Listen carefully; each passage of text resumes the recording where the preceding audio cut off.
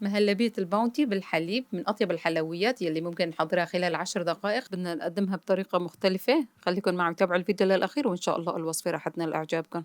بيسعدني وبيشرفني أعرف المتابعين من وين عم يتابعوني. طنجرة صغيرة في عندي 3/4 الكوب من السكر، نص كوب من جوز الهند، نص كوب من الطحين. نخلط هدول المكونات مع بعضها. من بعدها في عندي ربع كوب من نشاء الذرة. نخلط هدول المكونات وهدول هن المواد الجافة، وهلا بدنا نحط 4 أكواب ونص من الحليب. نخلط كتير منيح وبدنا نحطها على النار ونضل بنقلب فيها لحتى يغلي ويسمك المزيج بهذا الشكل. ومن بعدها في عنا كريمة سائلة كوب واحد سعته 250 مليلتر، ملعقة صغيرة فانيلا.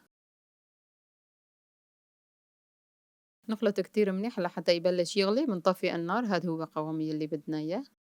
نسكبها مباشرة وهي سخنة بأكواب أو الزبادي على حسب المتوفر. استخدمت هدول الزبادي شكلهم حلو وراقي، والكمية عملت معي 7 زبادي بهذا الحجم. ومن بعد مرور دقيقتين بدنا نحط لها ملعقة كبيرة من جوز الهند.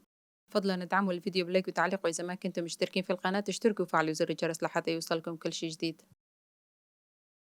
والتزيين أكيد اختياري. أنا زينتها بمربى المشمش وشوية مكسرات جوز وفستق.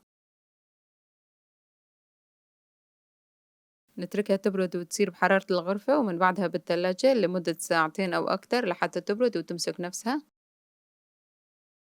ضروري تجربوا هاي الوصفة وأنا متأكدة إنها رح تنال إعجابكم. الطعم كتير مميز ولذيذ، ممكن نحضرها بأي وقت. وقدمتها بهذا الشكل كمان، الشكل كتير حلو.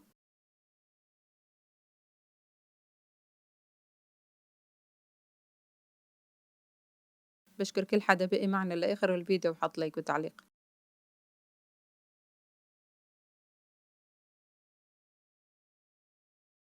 الطعم مميز والقوام كريمي ما شاء الله. وصفة ناجحة إن شاء الله، إذا جربتوها رح تنال إعجابكم.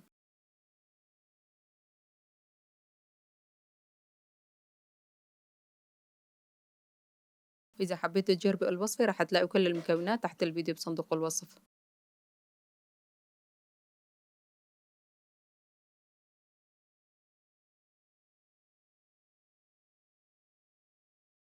ممكن نقدمها وهي بالزبادي، وممكن نقلبها على الصحن مثل هذا الشكل. الشكل كمان هيك طلع كتير مميز.